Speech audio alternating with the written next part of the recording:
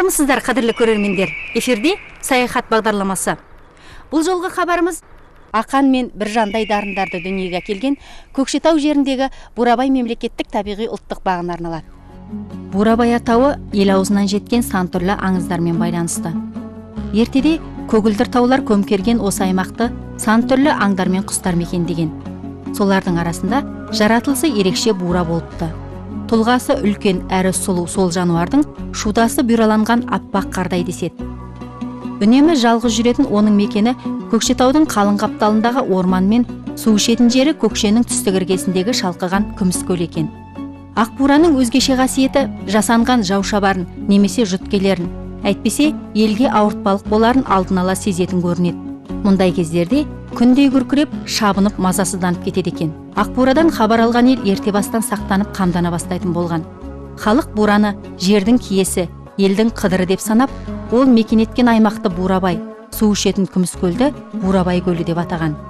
Жылдар өте келе ел ішінен бір қандыбалақ қарақшы шығады. Жанына өзі секілді содырларды жиып алып, аң құстарды қырып, елдің тыныштығын бұзады. Қарақшының бұзықтығын білген Ақбура ол келе жатқанда жолындағы жан-жануарларды сақтандырып, боздап, жортып жүйткейді. Сол үшін қарақшы оған өшігіп өлтірмек болады. Бірде Ақбура қалың орманды қақ жарып оның алдынан шығады. Сотқар сауыт бұзар сұр жебені дәл көздеп кеудесінен атады. Ысқыра зулаған жебе бураның кеудесінен көктеп өтіп, артқы өркешінен шығады. Ақбура қарақшыға аузынан қанды көбік ағып ұмтылады. Алайда сотқар атына қамшы басып орманға еніп жоқ болады. Әлсірей бастағанын сезген жануар кері қайтады. Қаны саулап, жаны қиналып өзі мекен еткен жерге әзер жетеді де, құбылаға басын бере шөгіп, көз жұмады. Киелі жануар сол күйі биіктігі 690 метр тауға айналып мәңгіге қалған екен. Бүгінгі күні осы бір киелі мекен көркімен көз тартқан жасыл желекті алқапқа айналған.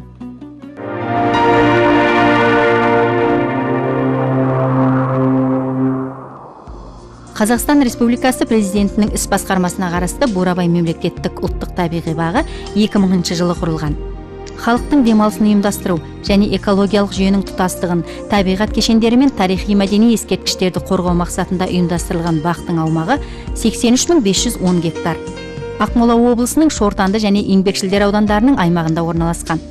Қазіргі уақытта жер көлемінің 47361 гектары орманды алқап болса, 8493 гектардан аса жерді өзен көлдер құрайды. Аймақ емдік шаралар үшін қолайлы болғандықтан мұнда үлкенді кішілі сауықтыру орындары жетерлік.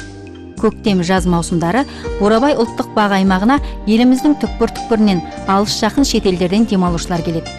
Бурабай халықаралық деңгейде мойындалып отырған өлке. Осы ерекше қорғалатын аймақтың 12% әлемдік көрсеткіштерге тең келетіндіктен 2006 жылдың 7 шілдесінде қабылданған заңның 45 бабына орай бұл жерге демалушылар жіберілмейді. Ғылыми көзқараспенен ғалымдардың жаңағы дайындаған құжаттар арқылы жасалынды. Оның бір мәселесі ең бірінші алынатыны неғұрлым ол жерде кісілердің аз жүретін жері есептеледі. Екіншіден аңдардың шоғырланған жері, мысалы саңырау құрменен жаңағы қарақұрлардың сол өздерінің тоқ дейді, солардың жаңағы үйірілетін жерлерінде. Және де мынау су ішетін жерлері бар аңдардың, бұғылардың, еліктердің, сосын бұландардың. Сол жерлердің барлығы есепке алынып, және де мынау азайып бар жаққан, құрып бар жаққан өсімдіктер бар осы жерде. Солар үлкен қорғау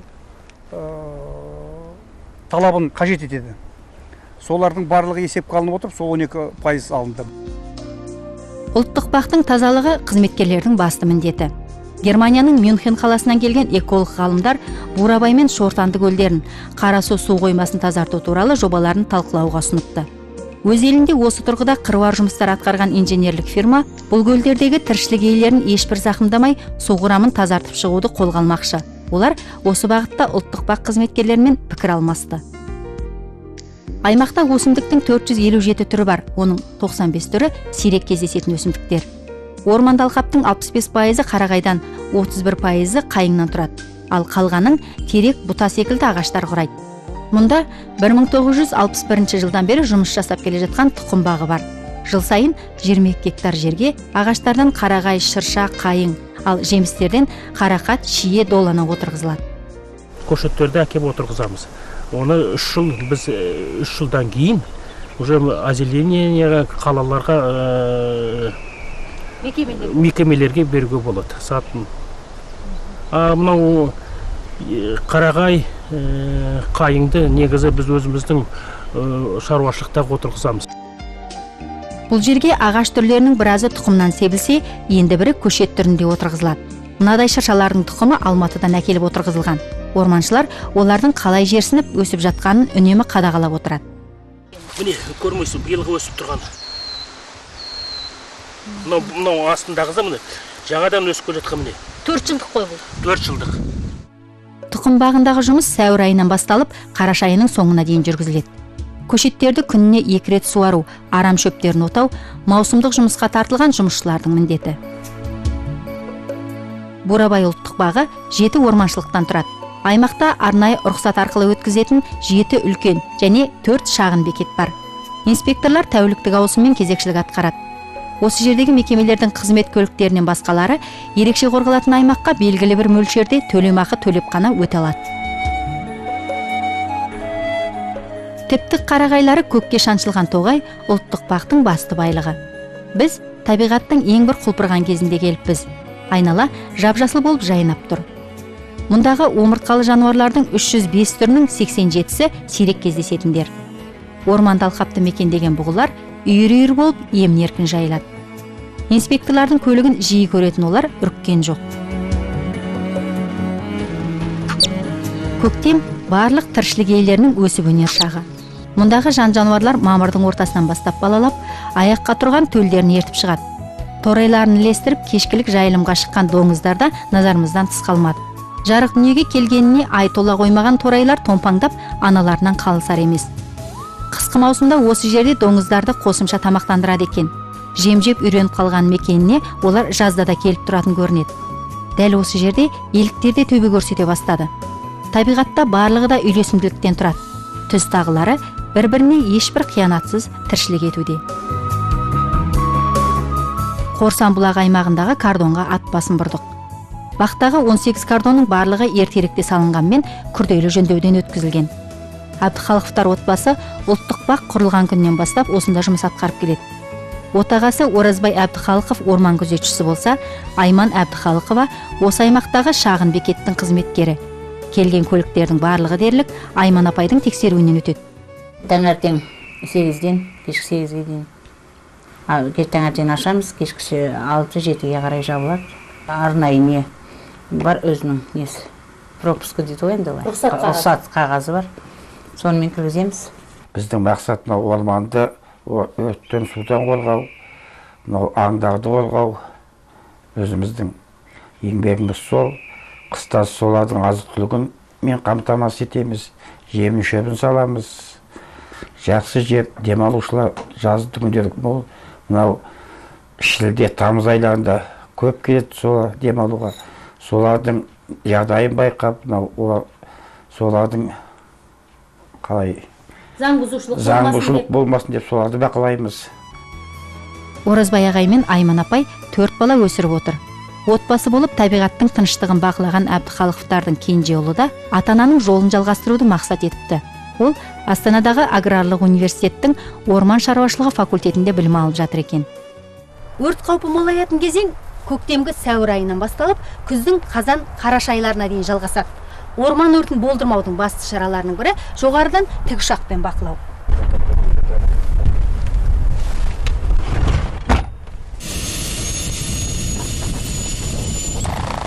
Әртүрлі дәрежедегі өрттің пайда болу сатыларына орай орман қызметкерлері бақылау жүргізіп отырады. Қыс маусымында аптасына 2 мәрте тікұшақпен айналаны шолып шықса, жаз кезінде күніне 2 рет түскі сағат 1-де және кеш түсе 5-те ұшу жүзеге асырылады. Сондай-ақ тау басында орнатылған арнайы бақылау орындары бар. Ол жерде күні-түні ауысыммен кезекшілік атқарылады. Әсіресе жаз уақытында мұнда күшейтілген режим енгізіледі. Ұлттық бақтың тағы қанша жерінде біраз жерде ме? Бар, осында 3 тау бар, ең биік таулар. Сол тауларда 3 осындай бақылау бекеті. Бар. Ұлттық парқада осындай 4 адамнан жұмыс істейді. осы биіктікте тұрып сонда кезекшілеріңіз сіздердің қанша шақырымға дейін қашықтықтағы өртті көре алады? Ашық жерде 30-40 шақырымға дейін барады көруін. От көрінеді, сосын түтін көрінеді. Бурабай, Үлкен Шабақты, Кіші Шабақты, Шортанды көлдерінде алабұға, шортан балық, ақтабан, көксерке секілді балық түрлері кездеседі. Уылдырық шашатын мезгіл болғандықтан балық аулауға тыйым салынған. Инспекторлармен десіп көлдерді тексеруге шықтық. Балықшылар Келедау деген аймақтарда заң бұзушылық кездескен жоқ.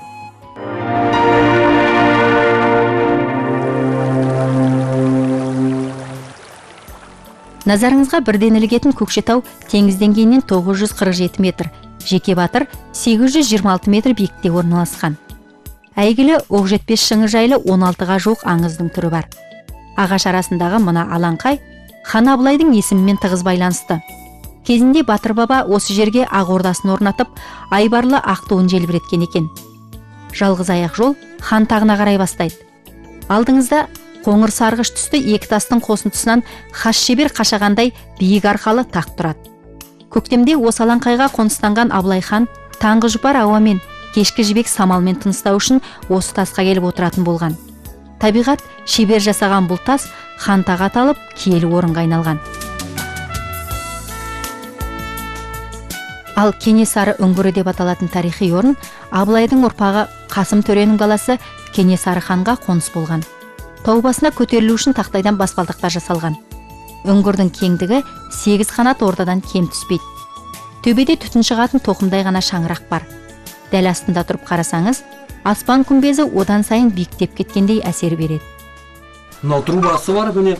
Мұнда от, самауыр қойға болады, қазан. Кезінде осы жерді осылай пайдаланған ғой дейсіз ғой? Иә. Мынау ас ішетін бөлме секілді ғой, тамақ жасайтын. Аха. Ұлтының азаттығы жолында күрескен Кенесары патшалық Ресейдің қудалауына түсіп жүрген бір кездерде осы жерді паналаған деседі. Көкше жерінің төлқұжаты іспетті жұмбақтасқа қарай бет алдық.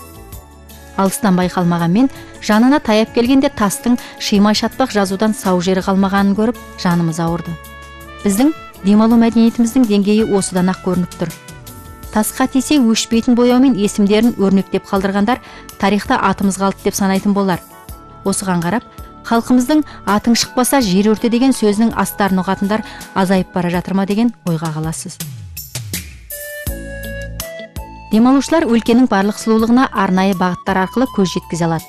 Ол үшін 1 шақырымнан 3 шақырымға дейін 18 жаяу жүргіншілер бағыты, 5-тен 10 шақырымға дейін аттылы және 60 шақырымға дейін автобуспен аралайтын бағыттар бар. Жаяу жүргіншілерге арнап, Айнакөл демалыс аймағынан Абылай хан алаңына дейін 9 шақырымдық тас жол төселген. Көлігіңізді кіреберістегі автотұрақта қалдырып, осы жолмен алаңсыз саяхаттап кете беруіңізге болады. Текекөл деп аталатын жайлауда жаз бойы туристер үшін ақшаңқан киіз үй тігіліп, бие байланады.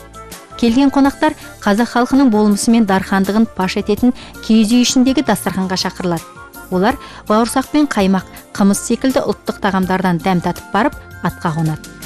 Келушілерге шаруашылықтың күтіп баптауындағы аттар даяр тұрады. Туристер тек туризм бөліміндегі нұсқаушының жол бастауымен ғана саяхатқа шығады. Көбінесе жаз айында осы келеді. Сұранушылар көп. Өз көліктерімен тікелей біз 5 шақырымға шығарамыз. Осы аймақты бәрін көрсетеміз. Жақсылап. Қай жері әдемі, жерлерді бәрін көрсетеді. Сол оларға өзі таңдаулы аттар бар. Бұл жайлау талай демалушылардың есінде қалған. Тіпті кейбір шетелдік қонақтарды аса қатты таңдандырыпты. Бір не мән берген осы киіз үй мен домбыра. Осы мына екшекпен қандай музыкалардың барлығын сендер қалай келтіресіңдер, соған таң қалады. Біздің мына ата-бабамыздың осындай киіз үйде тұрып, осындай территорияны қалай ұстап қалғанын, соған осы екі неге таң қалады. Енді табиғаттың сүйіспеншілігі енді өз алдына бөлек мәселе ғой. Но негізі қазақ халқының осы екі несіне олар таң қалады. Оны мен байқадым оны кейде. Кешкі жайылымға шығар бұғыларды көру үшін туристер автобуспен аралайды.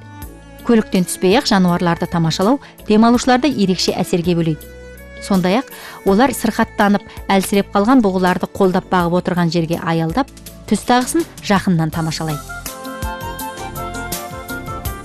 Ұлттық бақтағы табиғат мұражайын аралап шығу үшін арнайы бір күніңізді бөлуіңіз қажет. 1960 жылдан бастап жұмыс жасайтын бұл мұражайда 2000-ға жуық жәдігер бар. 1976 жылы мұражай аумағы 5,5 гектарға кеңейтілген. Ол жердің жартысына жуығына ағаштар отырғызылып, жан-жануарлармен толықтырылған. Мұражайда 6 зал бар. Оның үшеуінде солтүстік және орталық Қазақстанның аң құстарының тұлыптары қойылған. Қалған 3 залда жәндіктер мен өсімдіктер жинақталған.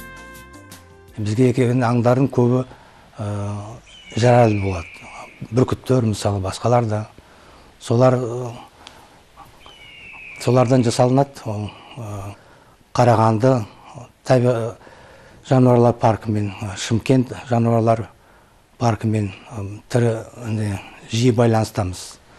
Солардан аңдар айырбастаймыз. Енді біздің күтуіміз жақсы, сондықтан бәрі төлдері беріп жатыр. Мысалы аюлардан, қасқырлардан, сол лайн, бұғыдан төлдер бар. Солар арқылы көбейіп жатыр. Сол артық төлдерді біз тағы да айырбастап, сол шамасы 30-дан асырмаймыз түрін. Өйткені одан артық бізге сыймайды. Мұражай ғимараты 1932 жылы ағаштан салынған. 2 қабатты ескі үйдің жанынан биылғы жылы жаңа орталық салынып жатыр.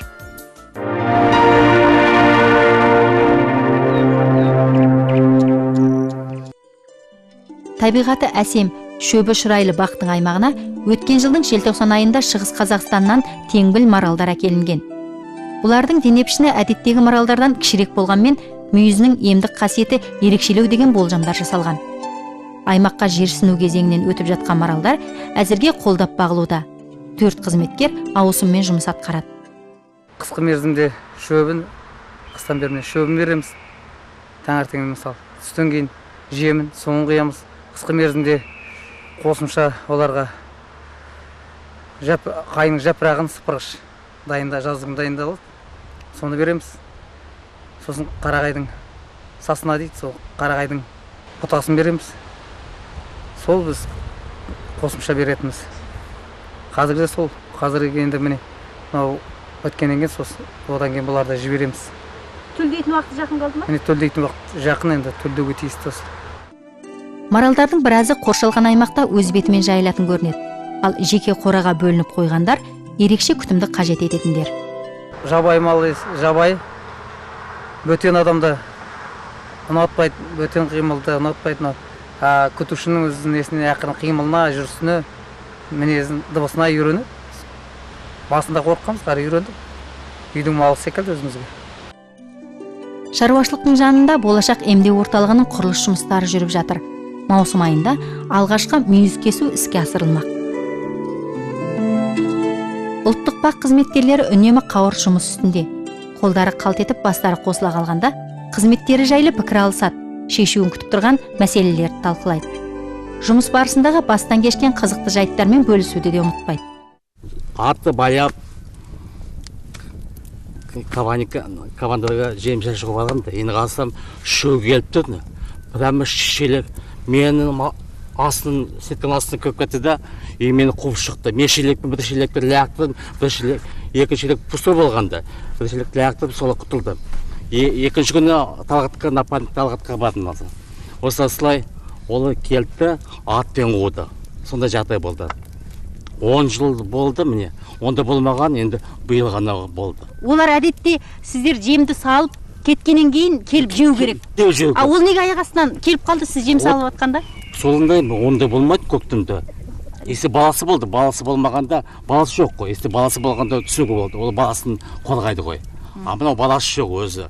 Қалай қашып қылдыңыз? Жаяу қашып кеттім. Өрмеледіңіз ба, неге? Жоқ, жаяу қашып кеттім. Қадірлі көрермендер, сұлу табиғаты, Каусар көлдері мен асқақ таулар арқылы ерекшеленген Көкше жеріндегі Бурабай мемлекеттік табиғи ұлттық бағы жайлы хабарымызды аяқтаймыз. Эфирде келесі кездескенше аман сау болыңыздар. Таңертең енді орталыққа барамыз, менің машинам дайын, барсаңыздар жинауымыз. Барамыз.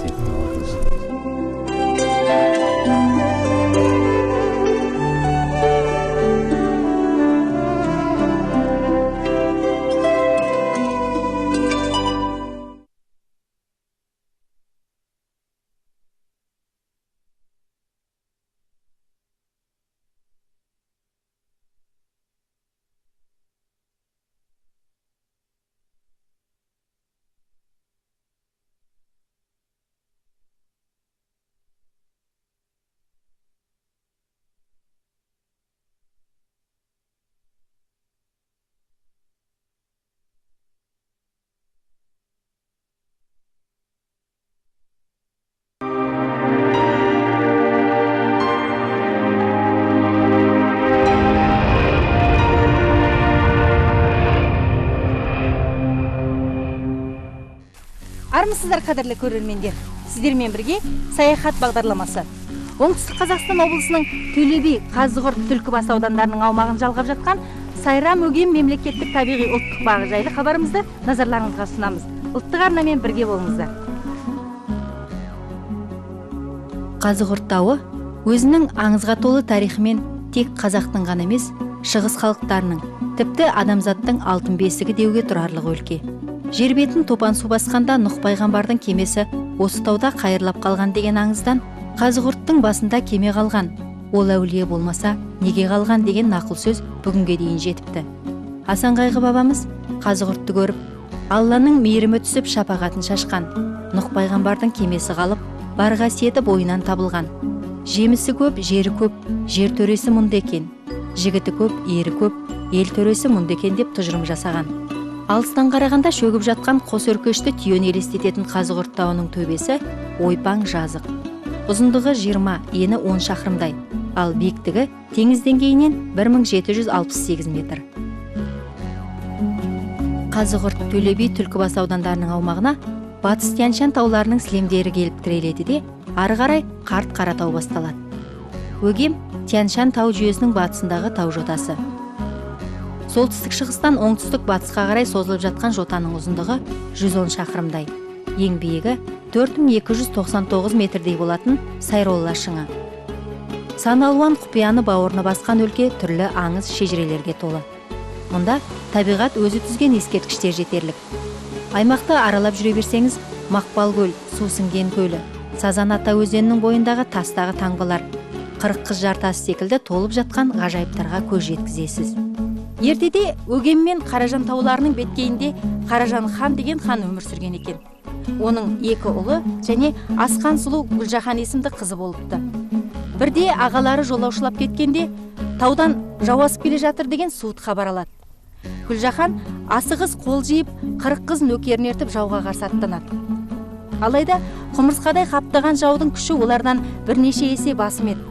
Жау әскерлері Гүлжаханның жасағындағы ер азаматтарды өлтіріп, қыздарды тірідей қолға түсіруге әрекет етеді.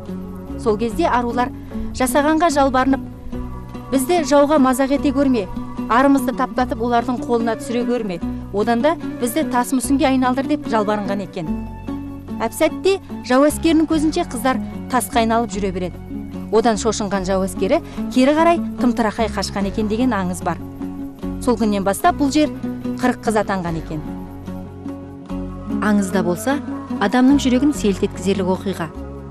40 қыздан сәл төменде күйеу тас деп аталатын тас бар. Ол осы аңыздағы қыздардың бірінің айттырылған жігіті деседі. Қалыңдығының тасқа айналғанын естіп білген жігіт сол жерде Тәңірден мені де тасқа айналдырып, сүйгенімнің жанында қалдыр деп тілеген екен деген аңыз да ел ішіне кең тараған. Жалпы 40 қыз жайлы аңыз қазақ жерінің кез келген өңірінен кездеседі. Осы жердің өзінде 40 қыз аталатын орын Келес аймағында да бар. Жол жөнекей Тұрбат ауылындағы Исмаил ата мешітіне бұрылдық. Исмаил ата 12 ғасырда өмір сүрген сол аймақтағы ислам дінін таратушы ірі тұлғалардың бірі. Аузу биллахи минаш-шайтанир-разим. Бисмиллахир-рахманир-рахим. Ар-рахман алламал-Qur'ан, халақал-инсан, алламакул-баян. Қожа Ахмет Яссауи бабамен немере туыс болып келетін Исмаил ата жайлы сан алуан әңгімелер ұрпақтан ұрпаққа жеткен. 40 жасқа келгенде бағана бұл кісінің үстінен шағым түседі қалмақтың байына. Мына Исмаил бақпай жатыр ғой дейді. Бай келіп қараса, шында да қойды бақпай жатыр. Кейін қараса, Исмаил атамыздан сұраса, Исмаил атам айтады, міне мен Аллаға құлшылық қылып жатырмын, малдарды, қойларды сөйтіп жатыр дейді. Қарасын, шында да семіз құйрықтарын жарылайын деп жатыр. Сен дінің хақ дін екен, сендер осы дінде екенсіңдер, біздің ауылды да осы дінге кіргізесің деп, бағана Исмаил атам үйретеді, бір жылдан кейін шығарып салады ғой бағанаға бай ырза болып.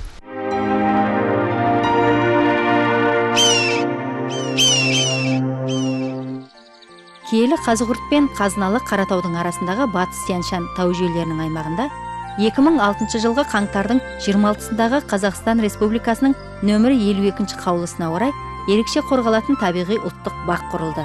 Бақтың аумағы 149.053 гектар. Өгем, Төлеби, Түлкібас филиалдарынан тұратын бақ 3 функционалды аумаққа бөлінген. 50% қорықтық аймақ, 22% туристік рекреациялық, 27% шектеулі шаруашылық аймағы. Ұлттық бақтың директоры облыстық мәслихаттың депутаты Жеңісбек Тұрғанов сұхбат барысында 2 жыл көлемінде атқарылған біраз жұмыстар жайлы әңгімеледі.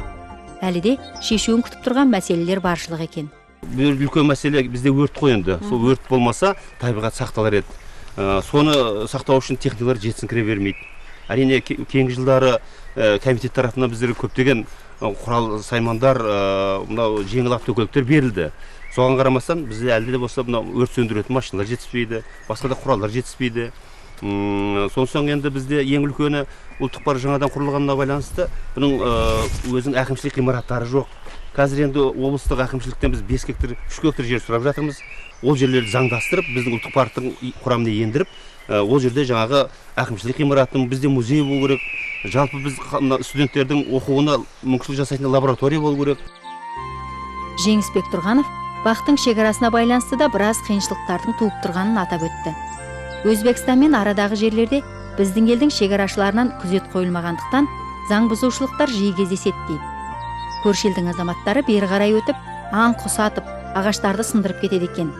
Ал өзбек шекарашылары бұл жағдайды көрсе де көрмеген болып, жауапкершілікті мойындарына алмайтын көрінеді. Ұлттық бақ жұмысымен танысуды Қазығұрт филиалынан бастадық. Бұл филиал Келес, Бақ-шелпек, Өгем деп аталатын 3 орманшылықтан тұрады.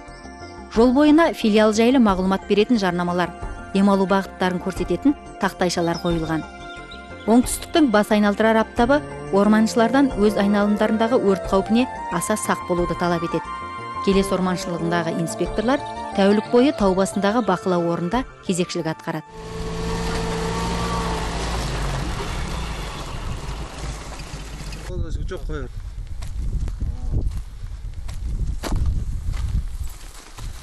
Келес бөлімшесінің мемлекеттік инспекторы Қалдыбаев Жолдас. Қалғалай? Жақсы. Кезекшілік дұрыс па? Ел тыныш па? Тыныштық. Қазақстан ұлттық арнасының саяхат бағдарламасы бойынша осы біздің ұлттық паркта істеп жатқан жұмыстарымызды көрсетуге, елімізге көрсетуге, таныстыруға, осындағы тіршіліктерімізді түсіруге келіп отыр.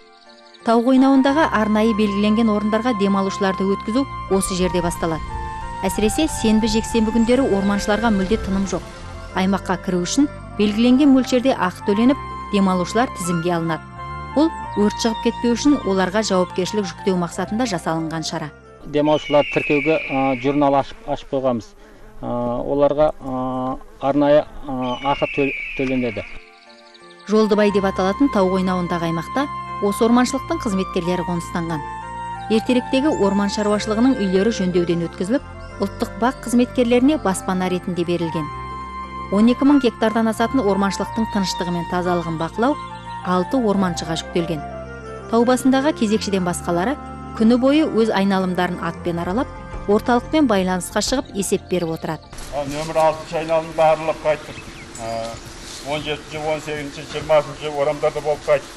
Суаттарыңа келіп жатыр ма, суаттарыңа? Иә. Түскі мезгілде как раз кездесіп